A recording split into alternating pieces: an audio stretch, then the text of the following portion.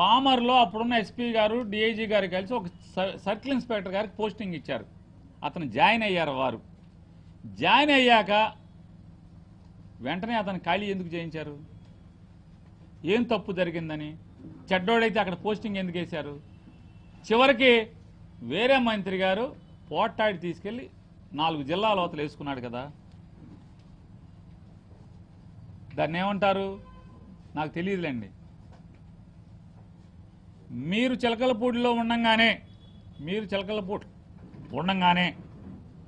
తాలూకాలో 2014లో కూటమి ప్రభుత్వం కుల రవీంద్ర గారు, అంటే మీకు గుర్తు చేయడం కోసం చెప్తాను, కుల రవీంద్ర గారు మంత్రి అవ్వంగానే 14లో ఒక సిఐ గారిని, ప్రస్తుతం పశ్చిమ గోదావరిలోనో తూర్పు గోదావరిలోనో అక్కడ ఉన్నట్టున్నారు వారు, లేకపోతే ఆ కోనసీమలోనో, వారు మచిలీపట్నం తాలూకాలో పోస్టింగ్ రాగానే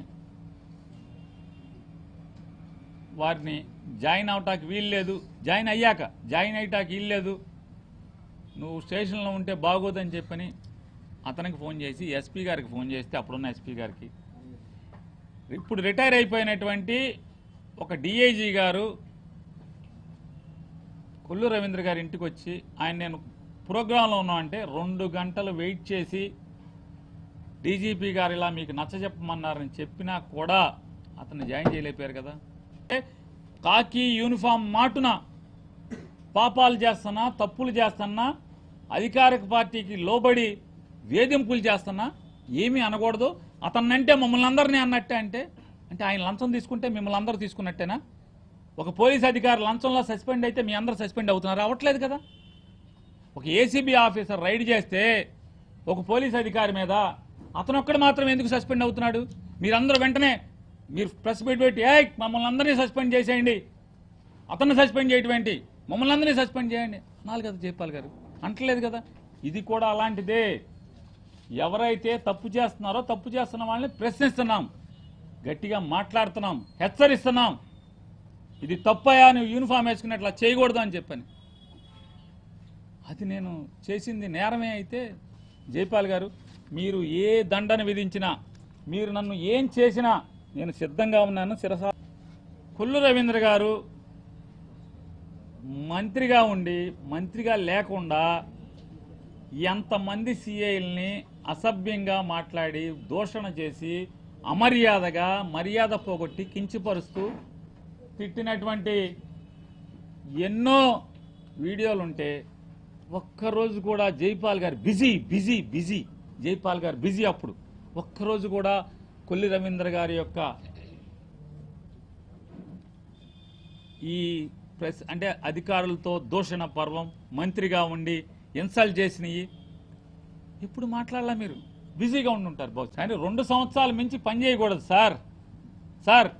ఒక ఆఫీసరు సుప్రీంకోర్టు రూల్స్ చెప్పినట్టు, మీరు ఇష్టం వచ్చినట్టు, నచ్చినట్టు, మీ అధికారులకు నచ్చినట్టు, లేకపోతే మీరు ధర్మంగా అద్భుతంగా ఎరగదీసి పనిచేస్తున్నా 2 ఏళ్ల మించి ఉండకూడదు.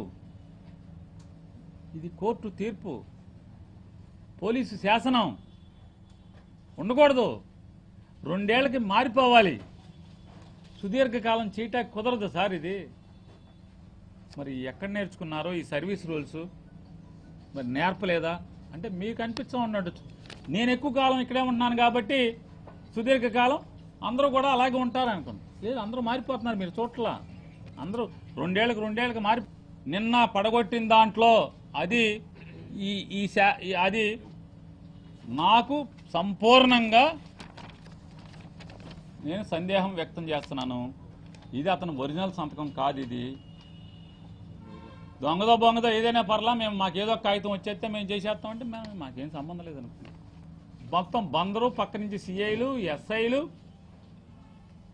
అందరినీ మీరు పంపించేస్తున్నారు. 100 మంది పోలీసులను పంపించేస్తున్నారు. రేపు ఎవడన్నా దెబ్బతిన్నాడు కోర్టుకు వెళ్తే ఇబ్బంది పడతారు, చూసుకోండి. మీకు గనక ఇవాళ గనక ఏది బిల్డింగ్, జనసేన వాళ్ళ బిల్డింగు పడగొట్టిన దాంట్లో మున్సిపల్ కమిషనర్ కనుక ఇచ్చి ఉంటే ఈ సంగతి మీద నేను మాట్లాడను అని చెప్పాను. మాట్లాడను, మీ పాత్రను నేను ప్రశ్నించను.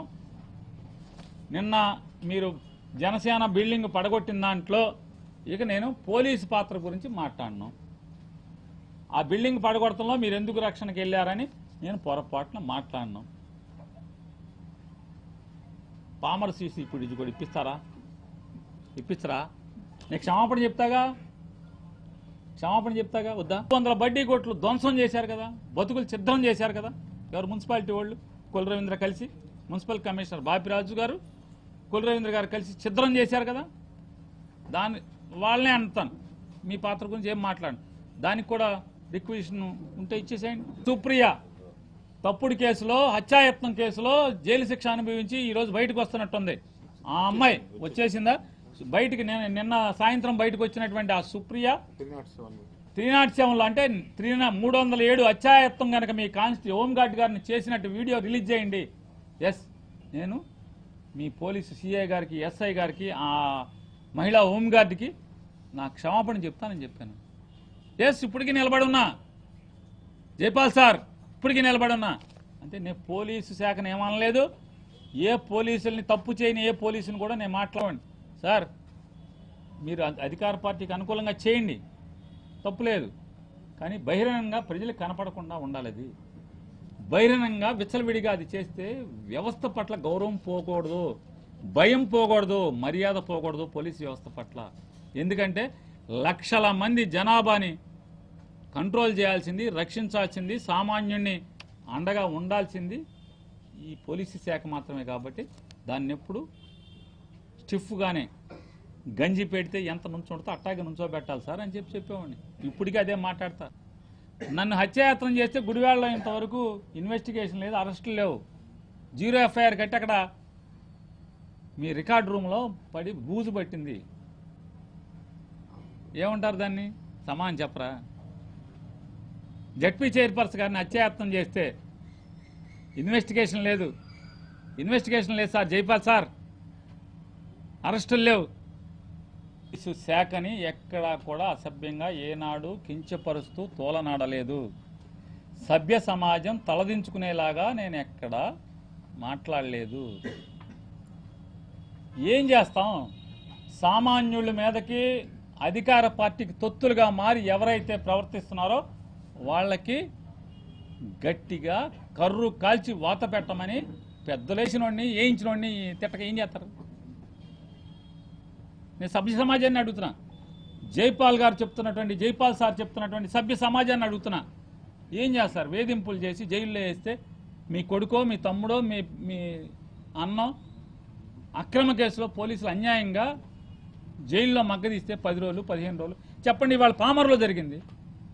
ఎవడు దాన్ని సరిదిద్దగలడు? ఈ ప్రపంచంలో దేవుడు సరిదిద్దగలడా? అభంశుభం తెలియని అమ్మాయి ఒక పోలీస్ అధికారిని ప్రశ్నిస్తే హత్యాయత్నం కింద తీసుకెళ్లి 7 రోజులు ఒక దళిత విద్యార్థిని, చదువుకున్న నర్సింగ్ అమ్మాయిని తీసుకెళ్లి జైల్లో పడేస్తే తప్పుడు కేసు పట్టి ఏం చేయాలి? ఏం అనకుండా ఏం చేయాలి చెప్పండి? ఆవేదన ఎవరు తుడిపేయగలడు? దేవుడు తుడిపేయగలడా? ఏంటి అమ్మాయి అంటే హక్కుగా మాట్లాడితే, ప్రశ్నిస్తే జైల్లో పెడతారు. మరి అనకుండా ఉండి ఏం చేయాలి సార్? జైపాల్ సార్ చెప్పండి సార్. జైపాల్ సార్ యొక్క సభ్య సమాజాన్ని అడుగుతున్నా. జైపాల్ సార్ గారి యొక్క ఆయన సభ్య సమాజాన్ని అడుగుతున్నా. జైపాల్ సార్ సభ్య సమాజాన్ని చెప్పండి, ఏం చేస్తారు బాధితులందరూ?